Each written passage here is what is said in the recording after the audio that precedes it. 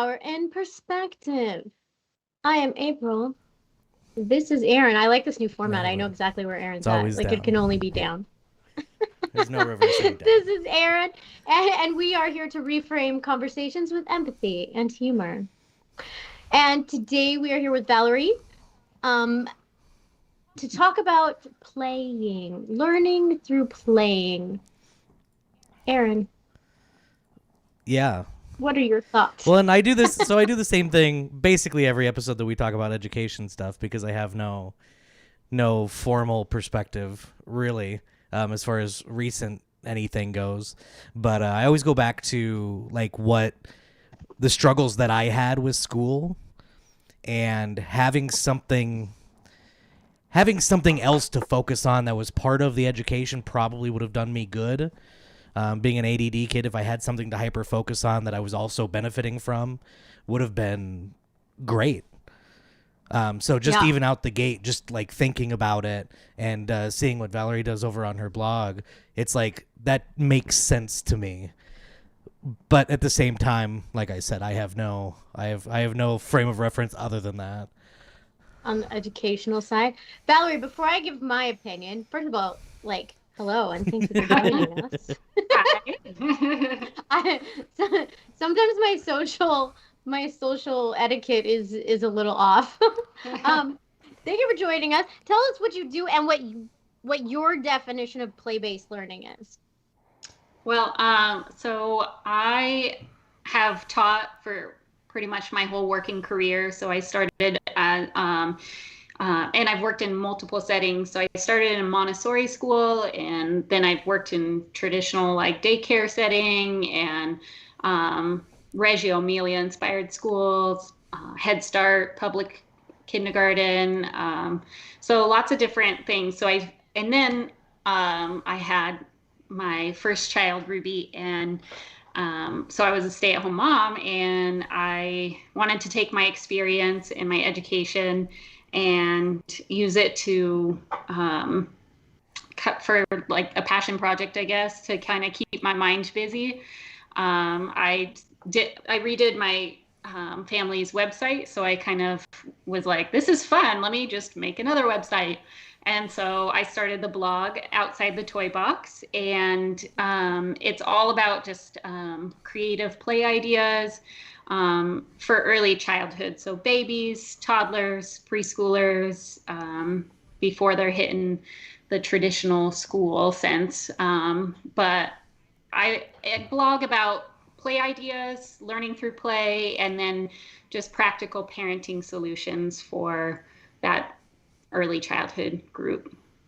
Awesome. I'll have to check that out. I love the name. Yeah. Cool. So the name's all about like creative, thinking, and I really like believe in that. So just thinking creatively about how we approach learning and play.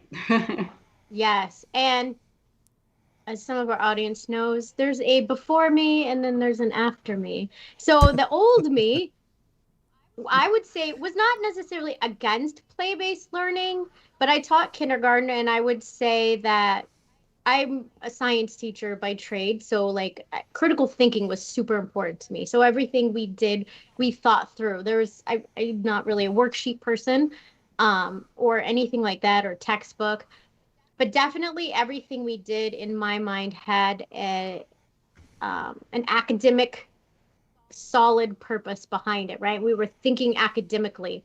So I would say I was not really a huge proponent of play-based learning in kindergarten, of course, in before that probably. But again, like you said, but we were talking before, you're like, people would say, well, how are you preparing them? You're in preschool. Like, how are you preparing them to go into school? And I would probably have been one of those people, because I thought education was this way and this is how I did it, and I excelled in it with that way. The new me thinks that we should include play-based learning in college. Like, it should just be like, that's what a great way to learn, and what a great way not only to learn the academics of things, but also social skills, which is very evident I did not get. So like, they could Maybe I could have learned many things if play-based learning was was part of my education. So so that's where I'm coming from. Did you Mhm. ever, Valerie, do you ever remember a time, or what was your education like? Do you ever think that you weren't really a proponent of play-based learning, or it didn't cross your mind or anything like that? Um, it's hard to say. Like, probably I didn't grow up like I grew up traditional school all the way. I never went to private school. I never, had any of these experiences that I now provide for other children, even including my own. But I think it just was a part of my nature. And I guess because I started at the Montessori school right out of high school as just like an assistant. And I just loved the like a new way of, well, I guess it isn't so new. Montessori is really old, but um, just like a non-traditional kind of way to approach learning. And I think it really resonated with me then, and it just kind of stuck with me throughout my career. Um, I just kind of always went back to like, this is a better way to learn. It's more hands-on. And I think now I see education as it's different from when we were growing up. It's different from when our parents were growing up. We're in a whole different world now, where like with the internet and the speed of information passing through, like it's crazy how much we need critical thinking now. You think about all those people that are just like seeing things on the internet at face value. They're not thinking twice about anything they see, and the havoc that it can cause. And I think that we can't teach any longer the way that we used to, because we used to just teach like, this is the information.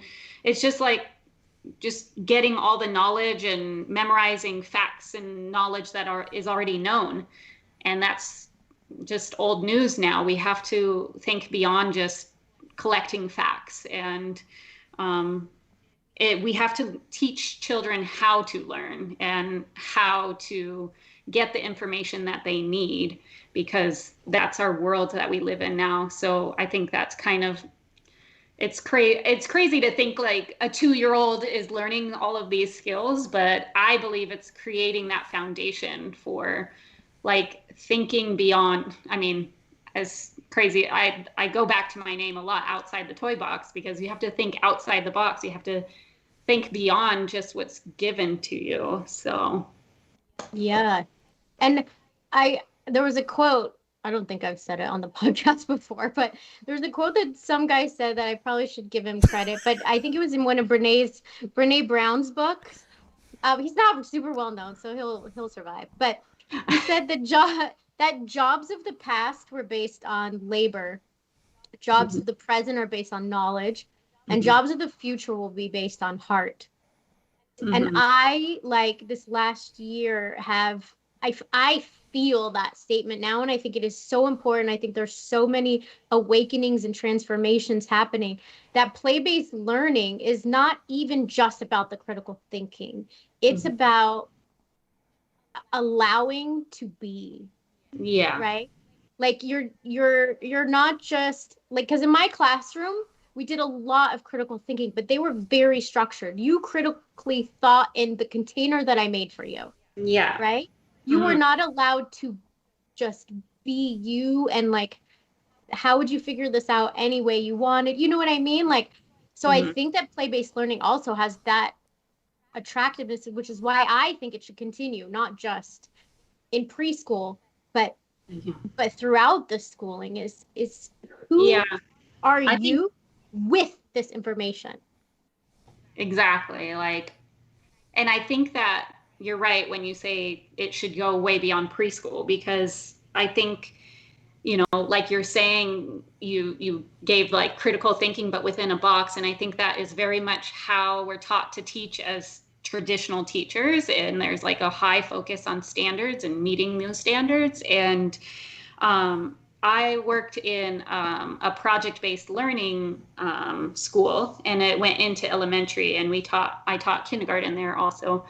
And I think that like project-based learning is just a new way of saying like play-based learning. It's all like we're learning based on our interests and what makes us feel passionate and excited. And I think that even as adults, that's what we need, is to have that kind of same spirit to follow our passions. And when everyone, when you're working within your, the sweet spot, then that's when really like you can do crazy things and like change the world, basically. Yeah, you definitely see it. You see it a lot with like people who are, I see it a lot in music just because that's my frame of reference, but like kids who end up being very good at piano or even sports, that in their homes that the parents saw that that's what they were interested in and leaned into it. I'm sure there's some coercing in some of those instances, but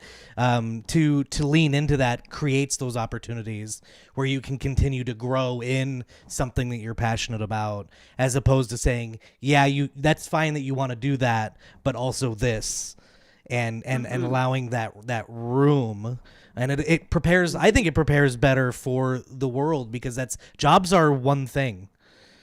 Like that's no matter what job it is, it's really one thing. And you want to be passionate about that one thing. And that really just lets you be yourself and be happy more than anything else, as opposed to having that job where you're miserable, even if you're good at it, but you get the job done. Yeah. And I think like you said, your job is one thing. There's so much more to life than just that one thing. And so we need to teach beyond just to prepare for the next thing. I feel like in preschool, we're always preparing for school. And then in school, we're preparing for high school. And then in high school, we're preparing for college. And it's like, then you're just preparing for a job. And when did we ever focus on how to make friends, how to have relationships, how to communicate with others, how all of the other things that are a big part of our lives beyond just the job, Yes. So I think that this fits so well into everything that I do. Like this is my message, because what you just said, like we're always preparing for the next thing. And this is how midlife crisis happens. Because at one point you have nothing to prepare for. Your kids are gone. Like you basically have this big gap between retirement. and then you're like, who am I? Like, I don't even know who I am, because I've been like this person preparing for these steps along the way. And so yeah, I think it's so great. And I don't know why I never thought of it like this before, but like in play-based learning, like I was saying, like the being, and like it's your relationship to the material. It's your relationship to what you're learning. So it's not just learn this. It's like, who are you in relation to what you're learning? And where do you fit into like the spectrum of things? That's really fruity. For sure. It's not fruity, and I'm doing it. You wait till next year. I can't even tell you. Every class is going to start with like a tuning in visualization where we visualize ourselves in the material. Just wait. Well, I think like as adults, then we go into like we've been prepared so much for just like the next thing, then we don't even realize like you said, like who we are. And so we go to like all these like retreats and awakenings and like crazy things to figure out. And it's like, that's what we should have been doing all along. Like, what were we wasting our time on? Yes. So like, who are we, and how do we engage with like, the material, the whatever we're learning, or with each other, or anything. Yeah. So that's why I believe in not preparing for anything, as we've proved on this show. Yeah. And look, it still happens very nicely. It still rolls. I don't even have to prepare. Now you made me forget what I was going to say. You're fired. Well, Steven's on board. Steven said PlayBased Working. Valerie, 2024. Yes. That's what Google's about, right? Yeah, exactly. Right? That's all like the hip places to work are all about play and integrating that. And I think beyond just like play, but it's more about like finding. I don't want to sound too froofy, but Oh no, feel like, free. Proofy it up. Yeah. Ignore him. Proofy it That's up. just my place here. I think it is just like about finding your passion, and it's, you know, of course not everyone can like have this dream job where this is my passion and I don't feel like I'm even working, you know, all of that. But I think it's beyond that. It's really about how can we be okay in every situation that we're in. You know, we're okay with ourselves. We know like, oh, I excel in this and this and this, and so I'm going to take those skills and I'm going to implement it whichever job, you know, wherever you are. So I don't know, I think it's kind of that. Yes. I agree. And Aaron likes when I bring this up, but it's about a system that has been masculine energy ran and puts you in the box. So you're creating, he loves it, but you're creating a system to prepare you for the next system, right? Yeah. Like that's what it's doing. And that's why I love that quote so much. And I hope it's true that it's gonna be about your heart and like what you feel and who you are and how you, and it's gonna be frou-frou. So just get ready for it. Just get ready for the frou-frou. Just do it. Well, and it's important for balance here for me to say, not necessarily to defend myself because I don't think that's strictly necessary, but that frou-frou things like those ideas probably would not have worked for me, which just reinforces the diversity in approach.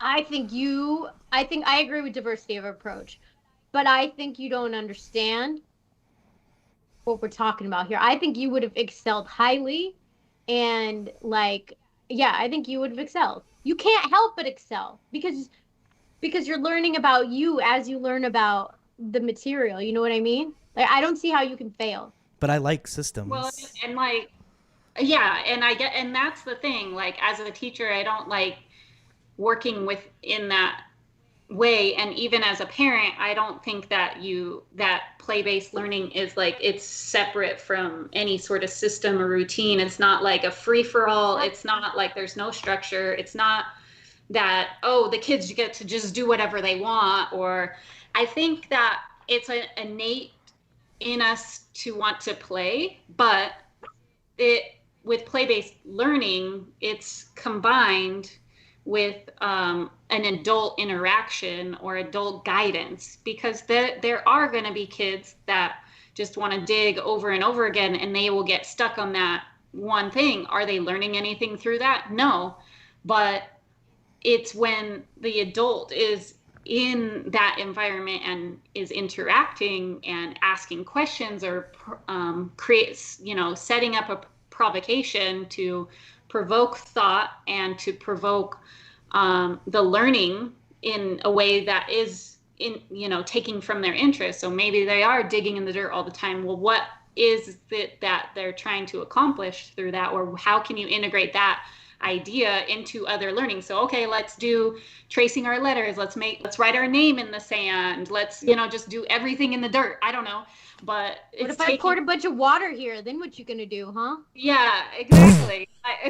So they're carefully crafted questions. Yeah, and they're guided, and that's so great. Like you look at yourself, like she said, like, okay, why is this your choice? What are you getting out of it? Like, even as kids are so much smarter and able than we give them credit for. I think they are conditioned to be less reflective.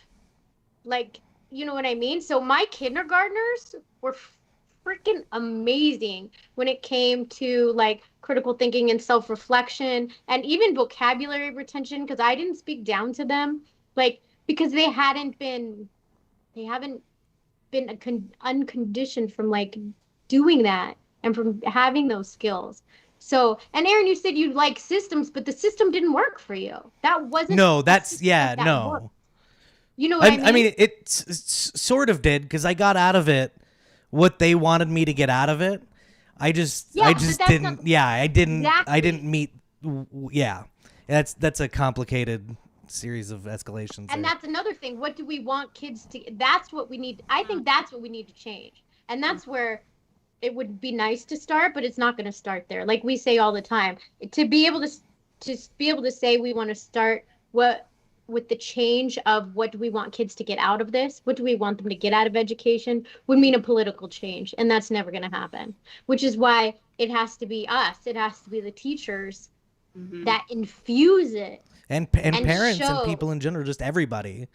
We as a decentralized I think we need to like really, we as teachers, we have to be like really explicit, and we have to be really intentional about what we're doing, but also be able to communicate really well what we're doing, so that we can, not to like prove ourselves to anyone, but to kind of show the importance of what we're doing and that they are learning. Because so often, working in, play-based kind of schools and stuff, it was, the kind of things that people would say are, well, when are they, when are you going to like start the real learning? Or like, when do you start really teaching them? And to them, that meant like, when am I going to see some worksheets? Or or where's the like report that tells me exactly what my kid knows and doesn't know yet? Yeah. And like, where like the letter tracing and all of that stuff. And it was like, so we had like, part of like the Reggio philosophy is just a lot of documentation. And I think that's why. It's because it needs to be, the learning has to be visible, and not only for the parents, but also for the students, because it's all part of the reflection process of, I do something and then I see it and I can talk about it again, and that helps me to learn it even more. And so that's for like throughout, but I think for little guys, it's really important because they're not able to, necessarily write. So they're communicating in a different way. So the assessment is so much more subjective, which is why, this is why the high levels don't like it, because we want to see numbers. Like, I don't care. I don't care. You're telling me the kid knows all this. I need a number. Does he know 80% of it, or do 80% of your kids know it? Like, I need a number. Yeah. Yeah. And I think it's right. You need to just reframe, what is the goal of education? And when we reframe that, then we reframe how we assess, we reframe how the standards, we reframe everything when we change the goal. But if the goal remains the same, then everything else is going to remain the same too. Yeah. Until we can go and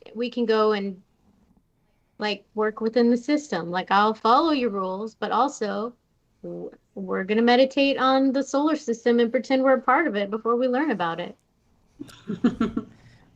That's what's happening. Dude, don't even. What's happening? So just I want to take a step back for just a second. When you were talking about digging in the dirt and how the kids aren't really just kind of doing whatever they want. And Stephen had a question about what do the negative Nancys have to say about the pitfalls or disadvantages. And when I started reading, since my immediate reaction is, that play-based learning, that sounds correct. Seeing the things that you're doing, they feel immediately correct. So I have to find out why that's not the case, like on a widespread basis. And how do you? Is there a discrete difference between playtime and play learning time? That's a great question. Yeah, that is. Well, I guess it depends on the environment that you're in. Like within a classroom, classroom is just different from home a lot. But I think that, you definitely have structured parts of the day. And I think children thrive on structure and routine. But I think everything's just done more in a playful way, and that changes everything. So for example, you know, in my preschool classroom, they would come in and they would find their name and they would choose their job, and then they would have to come and then they would like write in their journal or something, or maybe we had them write their name once we got to that point, you know, write their name, then choose their job and all of that. So are they practicing like the skills that they need, which is like writing their name, for example? Yes. And is it like, okay, now everyone, we're going to sit down and we're going to write our name now, and like, let's write our name 5 times on this worksheet. You know, it wasn't like that, but they were guided by a task they did need to finish.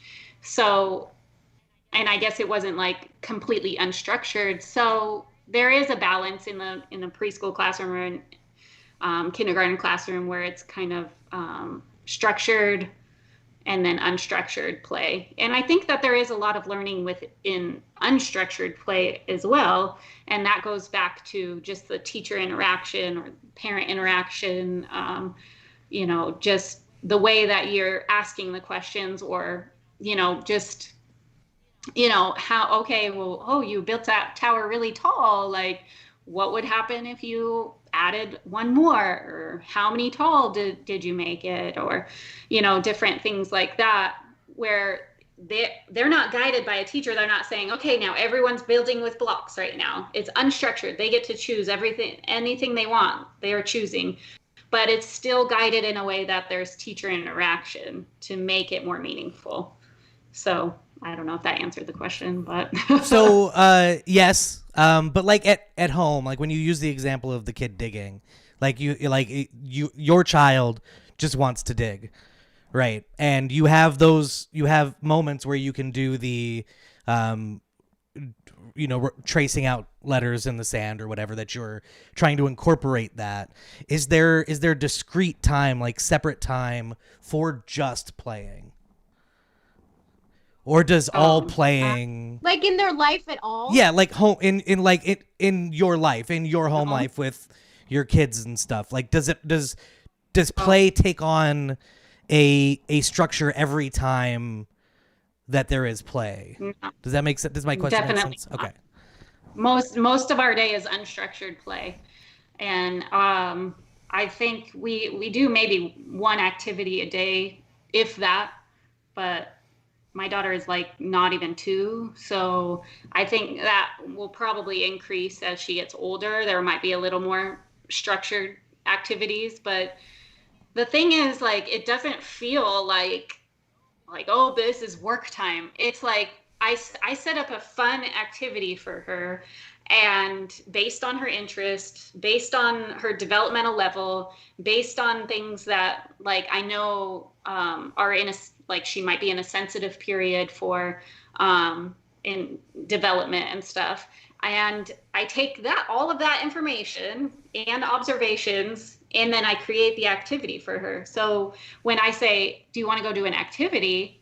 She gets excited and she's like, yeah, you know, like, let's go, because this is something fun for her. It's not like a chore, or it's not like, I'm not setting her up for failure. I'm not trying to do anything that's too hard or too easy. It's something like made for her. So there's a lot involved in the like prep work and like thought before I set up an activity.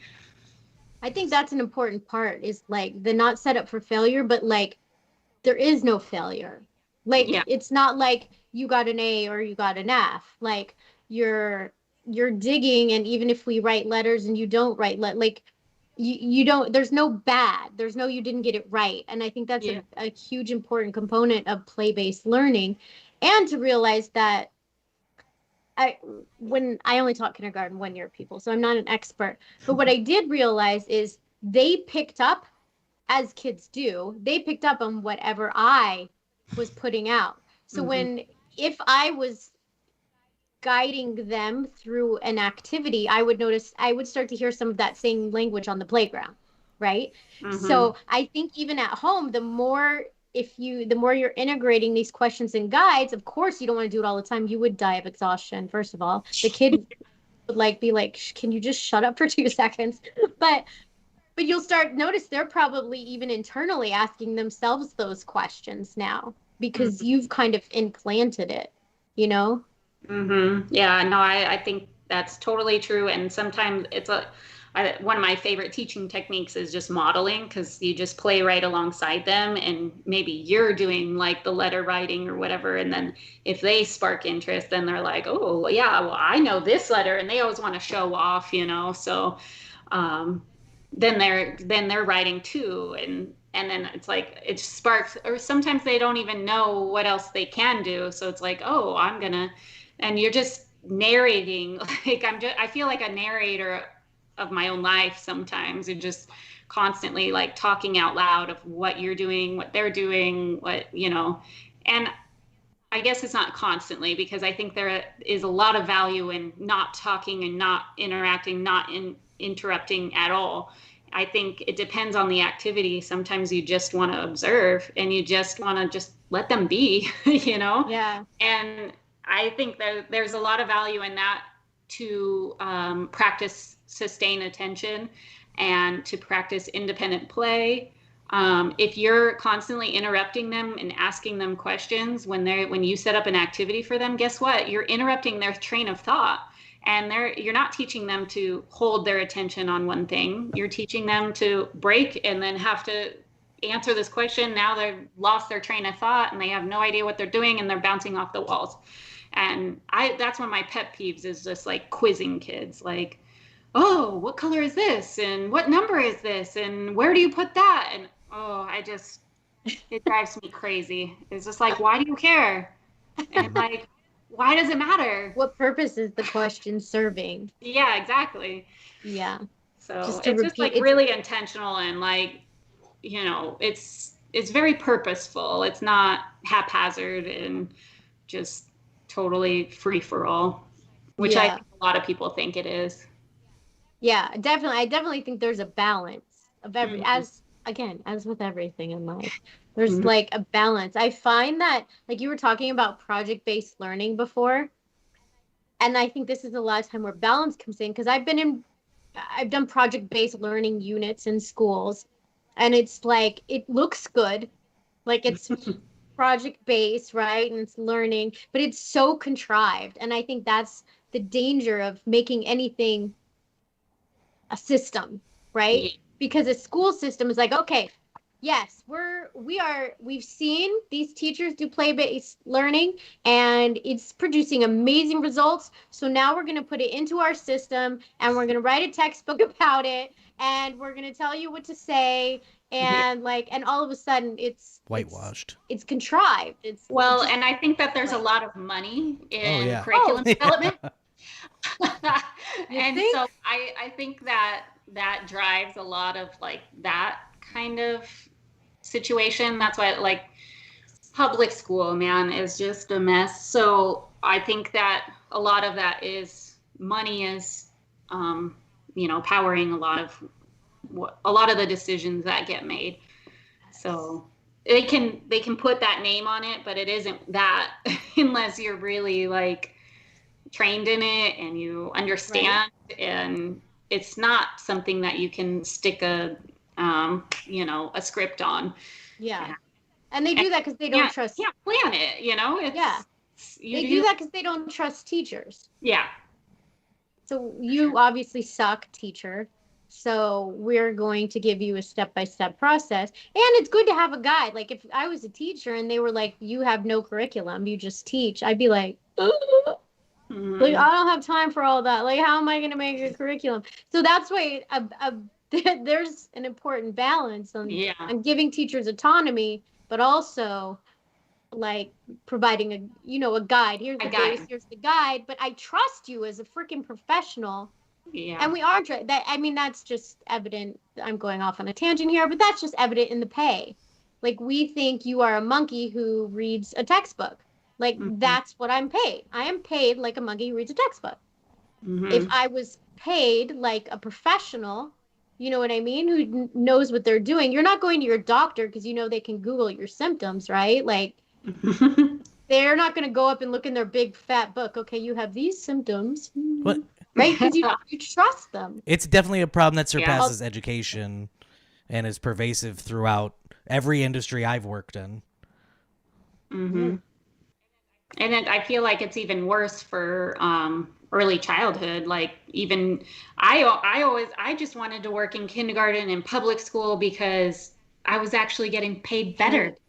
Yeah. I was getting paid and I felt like a professional because I got, things like 401k and I got summers off and, things that like matter, Yeah. and so to me, it's almost crazy because I know, I agree that public school teachers aren't paid well enough either, but I think that preschool teachers are even less than that and are treated even less than that. And I think that early childhood, it's getting more of a voice here and there, but I feel like it's so far even behind public school teachers that it's just ridiculous. Like I was like thinking, well, maybe I'll just go back and teach at the school that's opening down the street and I'll take my kids there and and my friend is going to become the director so I can just get a job really easily.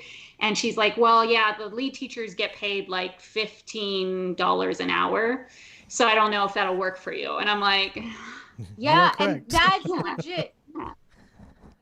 Isn't that crazy? It's like I don't even know what minimum wage is anymore, but like it's bad. If well, 15, go to In-N-Out, you'd make more than that. Yeah, so that's crazy. I never actually even thought of that, truthfully, because like I only know my own bubble, but like that is so true that our early childhood system is treated even worse. Like it's basically babysitting, basically. Mm-hmm. And so are you paying for babysitting or are you paying for education? Which I would guess is the difference between preschool and childcare. Mm-hmm. Yeah. And that's the problem is like when there was a lot of problems, but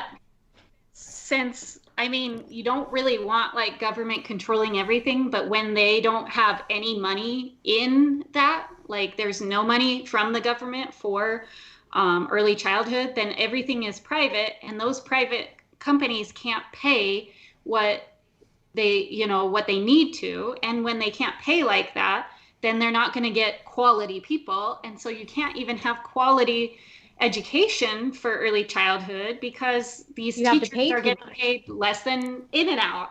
Yeah. So why are they going to stay there? They stay there for a while, like while they can finish a degree in something else and then they leave. And they leave multiple times, sometimes within the school year. And so it's awful because that's the age where you want the most consistency. When they're tiny and little, like that's where you want someone that knowledgeable and consistent and understands how like child development. And you just really don't see a lot of quality early childhood programs out there. So. This just gave me so many ideas, like so many. This is why what I'm doing needs to be a nonprofit, like so that the systems can be available to those private schools. Yeah, I mean, I worked at a school and they became nonprofit, and the problem there is then that they're doing a lot of fundraising.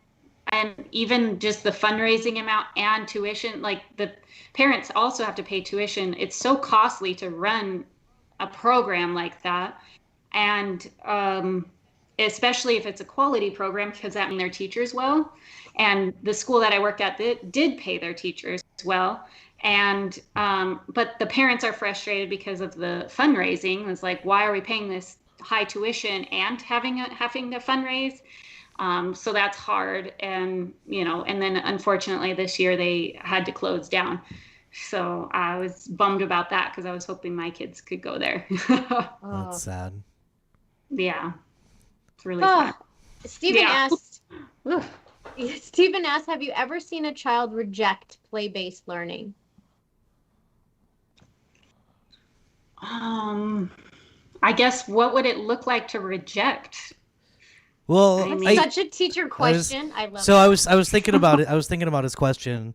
And have you ever had a time, and maybe this it'd have to be an extended time to be more noticeable, but that your daughter was not receptive to, because you said she gets excited Like a certain whenever you have activity. when you have activities. Has there ever been a time where she wasn't up oh, for an definitely. activity? A lot of times. Okay. Yeah, so she doesn't like a lot of the things I put out there, but I don't like really call it a fail. Like a lot of people, in the social media world will be like, well, this was a fail or whatever, and it's like, to me, it's not. Everything is a learning experience, and sometimes it's a learning experience for her, and sometimes it's a learning experience for me. And so I just kind of take it as like, okay, she spent 2 minutes on that, or she didn't want to engage with that at all. And I just kind of question myself, like, well, why? Why not? Or what part of it wasn't interesting to her? Or what I just need to like step back and observe a little bit more and see like, okay, well, maybe I did this activity because it would look cute in pictures, or maybe it would follow like a good hashtag. And so I need to put out this specific activity to follow that hashtag. And it just usually those are the failed ones. Like this didn't work. Like she did not like that. So though that's when I just take a step back and think like, well, why didn't she like it? Was it something on my end, or was I trying to like push her into something that really isn't her interest and or at her developmental level, or whatever it is. So Such great self-reflection. Do you? Wish everyone would do that. Yeah, it's very important to self-reflect for sure as a teacher and a parent. Yes. that hot take culture is dangerous, where you've got to make an instant decision whether it was right or wrong. Yeah. Yeah. Do you ever find that whether through you trying or through her own volition, that those things that didn't work out maybe get cycled back through? Oh yeah, for sure. Like I made um these number cards that kind of like imitating the Montessori sandpaper numbers. So I just used some like dollar store scrubby brushes and cut them into numbers. And she kind of liked them, but at the time, I think that was one of those things like, oh, this will be cute, and like, oh, Pinterest trends are like DIY, so let me make something that's gonna do well. Um, but I think that it doesn't mean that like, oh, we're never gonna use those again. Like, I should probably bring them out again because she has been really interested in numbers lately. She was just like, and anytime she sees a number, she starts counting. And by counting, I mean like she says like 2 5 2 5.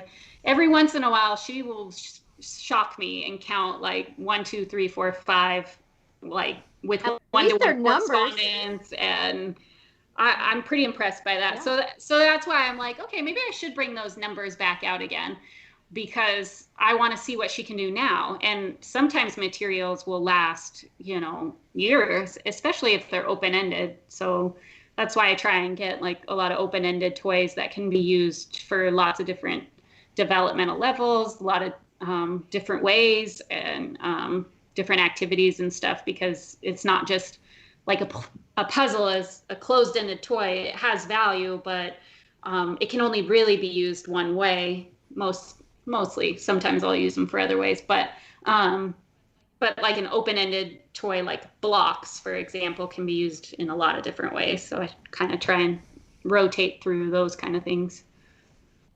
Dude, Aaron, you know what I was just thinking as you were answering that and Stephen asked that question.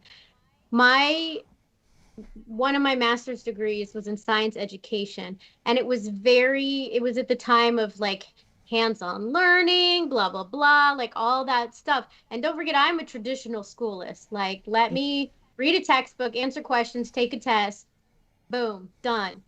So this was very like, we're gonna do the experiment, and then and at the end, they didn't even tell you if your answer was right or wrong. Like, I was so distraught and upset because it was about the experience or some crap. Like, no, it's about answers. Like, that's what this is about. Like, why are you doing these ridiculous things? Like, I don't want to talk about, like, what I want you to just tell me if my answer was right.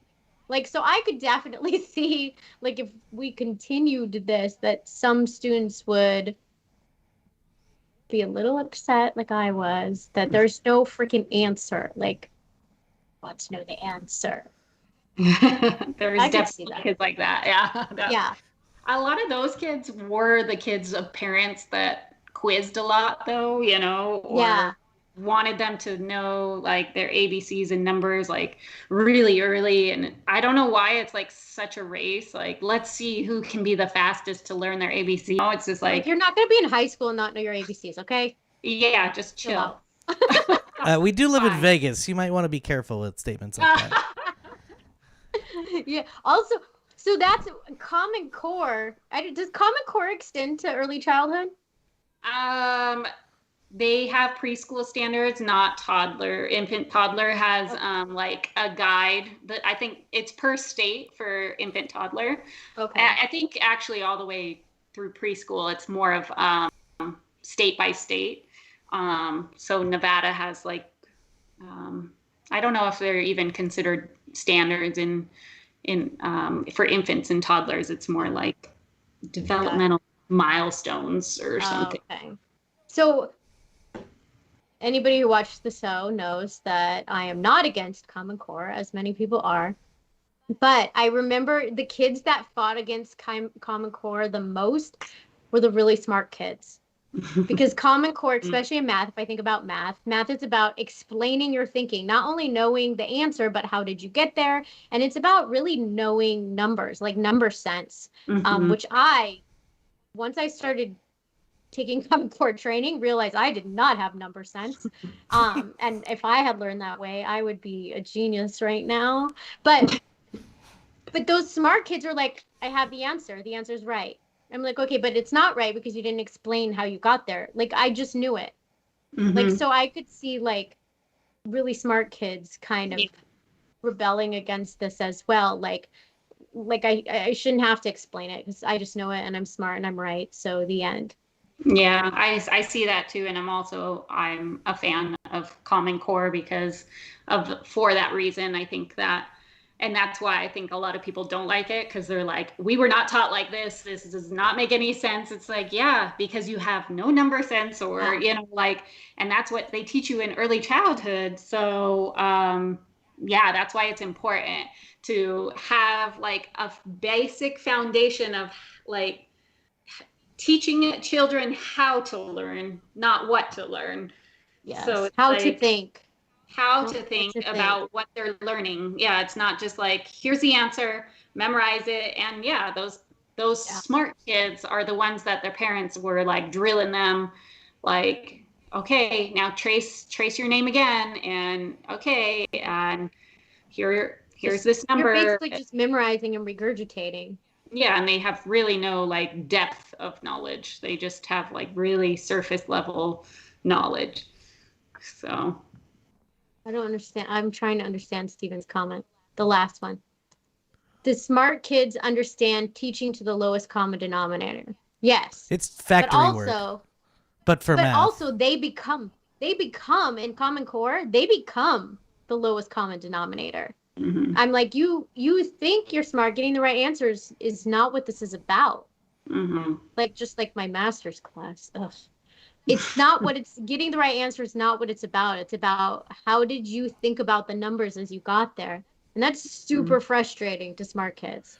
Yeah. Well, and I or like you said, I'm trying to think about this because I'm kind of existing on both sides of this kind of argument here where there's a lot of things when I synthesize information, like when you think about the idea of like stepping up as you go along in education, right? So as you get to more advanced things, you have the basic tools understood. A lot of times, like if you forced me to, I could explain it, but generally speaking, I will shed the irrelevant parts of that. and not actually have it ready to go so that I can move on to more advanced things. And I've synthesized those processes.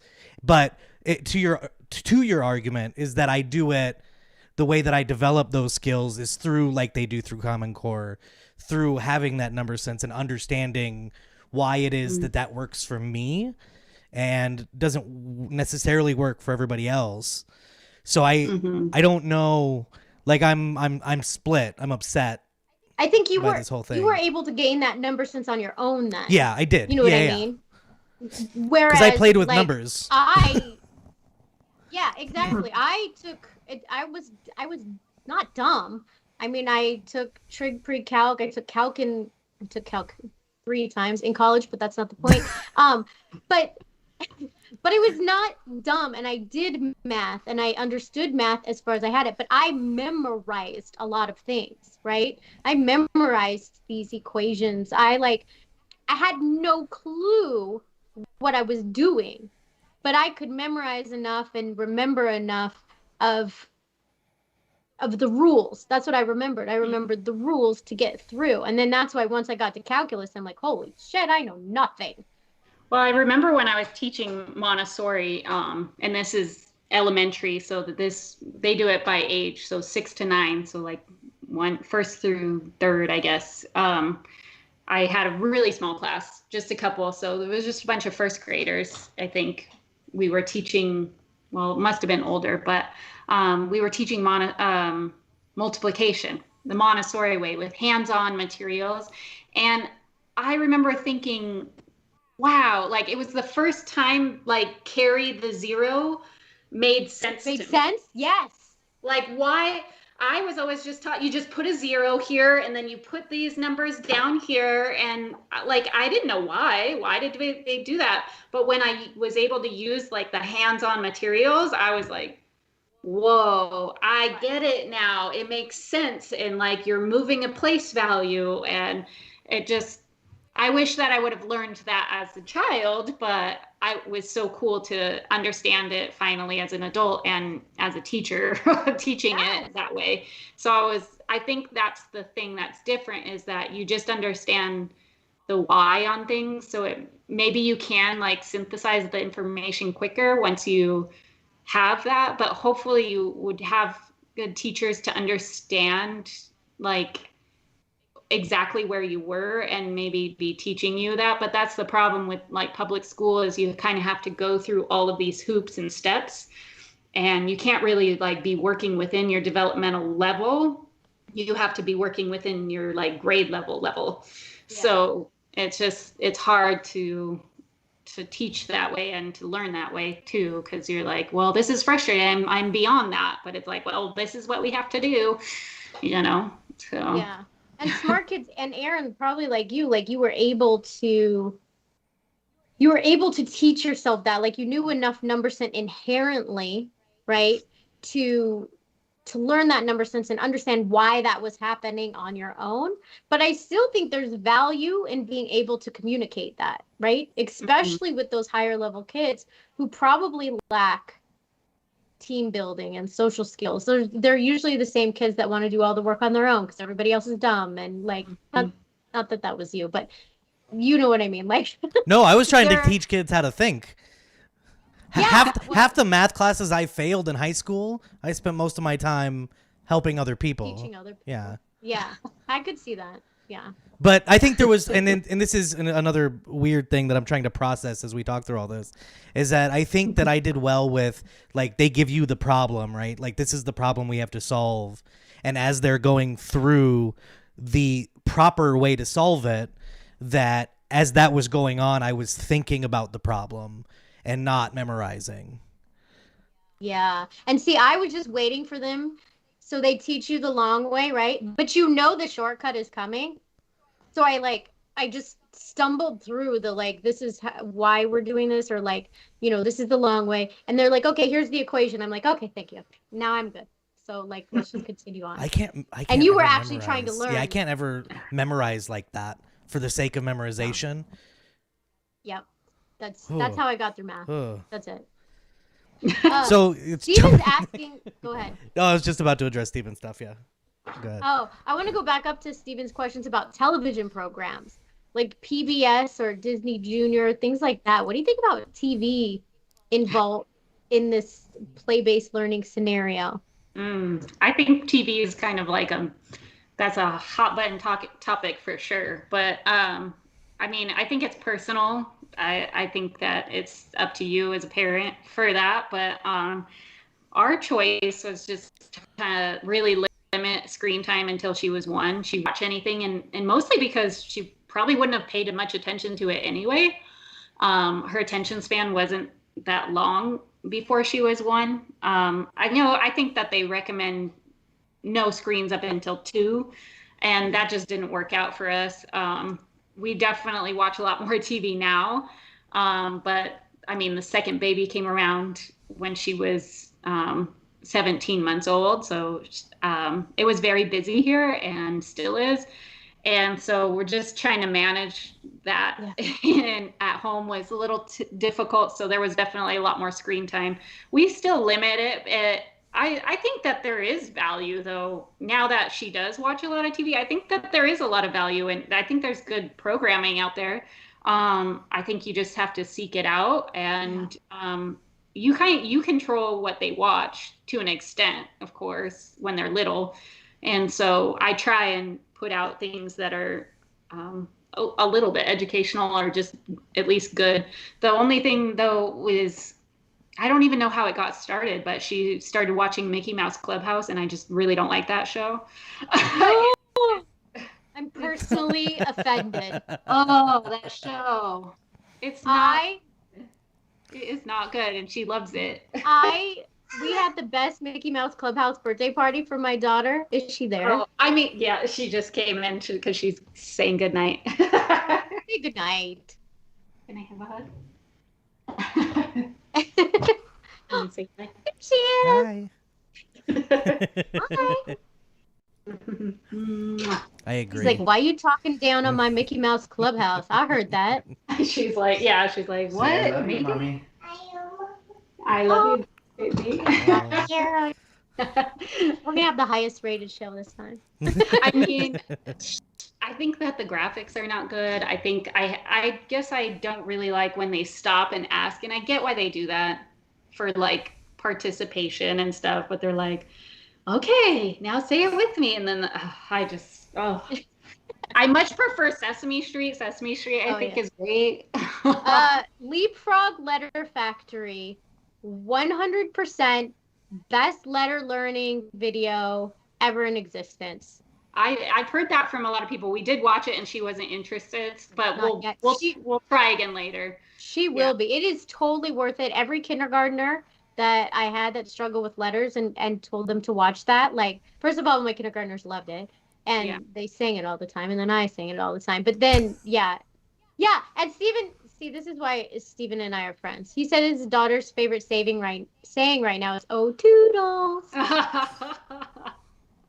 I mean, it is cute when she says that. And yes, now her favorite characters are Mickey, and so we buy her like the little figurines and stuff. So I mean, that's why I think it's useful, because beyond just like, oh, let me learn my letters and numbers and whatever, I think it's more about like early literacy skills that you learn, like making connections and reflecting, and all of those skills we learn. Well, I guess it also depends on how you support even the TV watching. So like I watch the TV show sometimes with her, or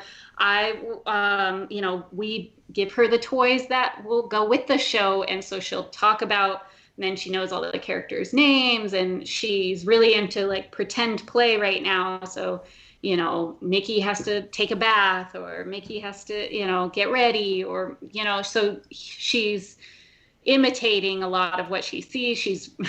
So there's this, I don't know if you remember, but we're way back in like the beginning seasons of Mickey Mouse Clubhouse right now. And there's one episode, and it was barely even a part of the episode, but it was Goofy had stinky shoes, and he was going to see Clarabelle, and he needed to wash his shoes. But now she constantly says Goofy stinky shoes, and it's adorable for one.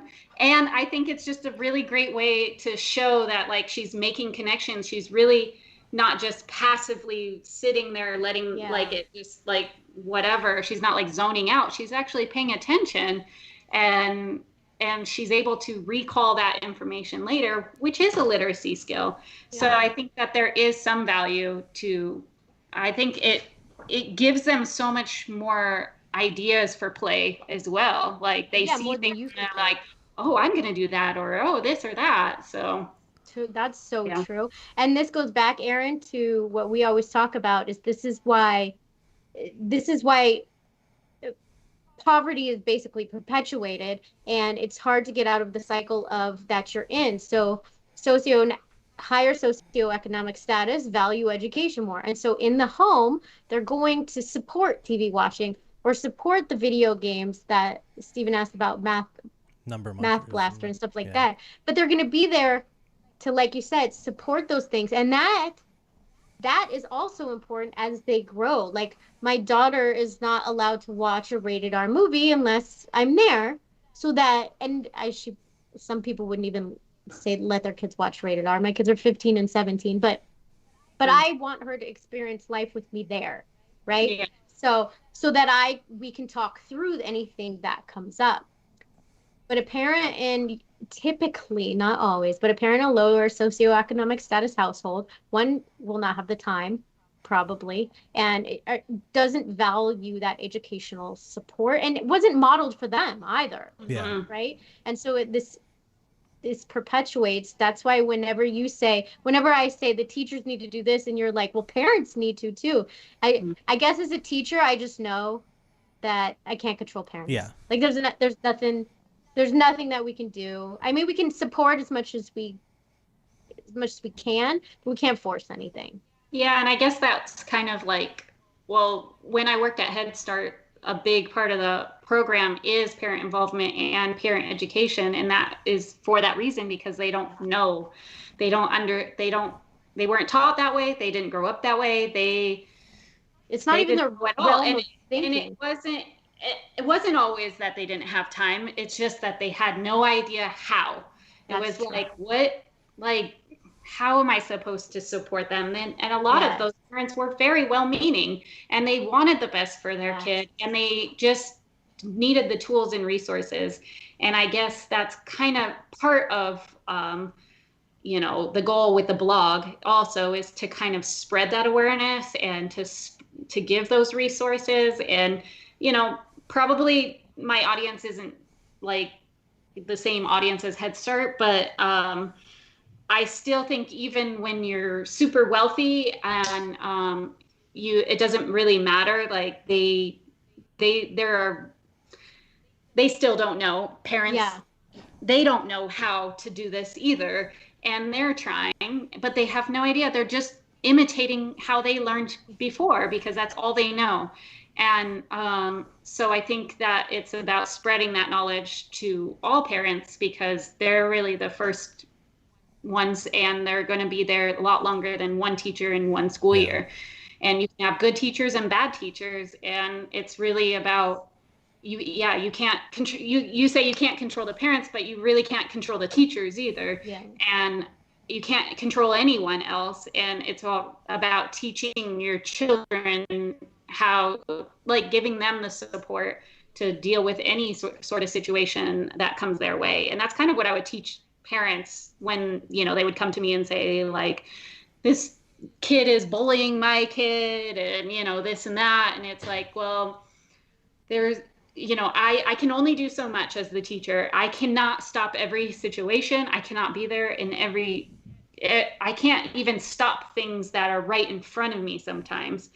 And so the only way we can help support your child is to, just to support them and to tell them how, teach them how they can react. And so it's kind of that. It's just giving them tools, resources, and support. True. The more adults that are in children's lives that we can connect with and educate or make aware. It's not even educate, just even put it into their awareness. Right? I think is the best. You did such a great job at like that was such a great like little final thing. I know I shouldn't say that because then it kind of ruins it, but like I was as she was talking, I'm like, oh, it like ended perfect. Like what a wrap up at the perfect time. It just happened. It's You're like so good. serendipitous. Yes. And totes people, check out the blog. It's outside of the toy box, right? Outside the toy box. Yeah, Oh, outside. it's right. Not up. Oh shit! Now it's my turn. Where's my camera? It's right there. Except for you can see yourself. I know, and I still don't unfair know. advantage. I still don't know what's going on. Yeah, and outside the toy box, and I'm pretty. I'm actually more active on social media, so Instagram and Facebook, probably even more so than the blog, just because that's about the amount of time that I have. I hope to be adding a lot more to the blog, but and you know, it'll grow and hopefully develop into more things. That's as the time. As I get more time. as your children age, and then you're like, what do I do with all of this time? Yeah, right now I have so little, so social media gets a lot of my love. So, and her social media is there too, I'm assuming, or there. Yeah, it's the tag, so I'm guessing it's the same on Instagram and whatever else. It's just at outside the toy box. Outside the toy box, and then on Facebook it's outside the toy box blog. Outside the toy box was taken on Facebook. How it goes, yeah. Yeah, I know. I was like, well, everywhere else it's available. On Instagram we're the Power in Perspective instead of Power in Perspective. And can confirm the Instagram is very interesting. There's a lot of stuff that you don't even like, just from a curious person's perspective, that you don't see people talking about, and the kind of things, the kind of activities that you do seem, like I said, viscerally very valuable for me to watch. So even if you don't have kids or anything, go look. Instagram, I would say that's probably the most vibrant community is Instagram right now, and you know, lots in the stories. Also, I talk and trying to show my face more. Oh yeah. Outside the toy box. Look at that. Everybody just go follow it right now. That'll make then you won't forget. So fun. And participate, share ideas. Yeah. Oh, it's so pretty too. She's got a pretty Instagram. Mine's like reflects my mood. Like you're like, how many personalities do you have? Yeah, they're so pretty. 14. Oh, look at jazz hands. Okay. Sorry. Squirrel. All right. Well, thanks you guys for hanging out. Thanks, Stephen, for all the thoughtful questions. We appreciate it. Yeah, that makes it. Like, comment, subscribe, do all the things. Share this with people. People need to know about this stuff. And get them over to Valerie's Instagram and her Facebook so that everybody can be better. Like we preach every week. Next week we'll be back with who are we with? Genevieve. Self-like. She writes about unromanticizing self-love, but she's going to talk to us about her journey with depression and anxiety. So it'll be a slightly different show than tonight. And it will officially be the first show that I'm out of this desert hellscape and in the wonderful South. It should be interesting, and hopefully it's not a total shit show of a production. So I'm not going to apologize in advance because it's going to be amazing. Of course. But we will see you guys next week. And in the meantime, have meaningful conversations. Thank you, Valerie.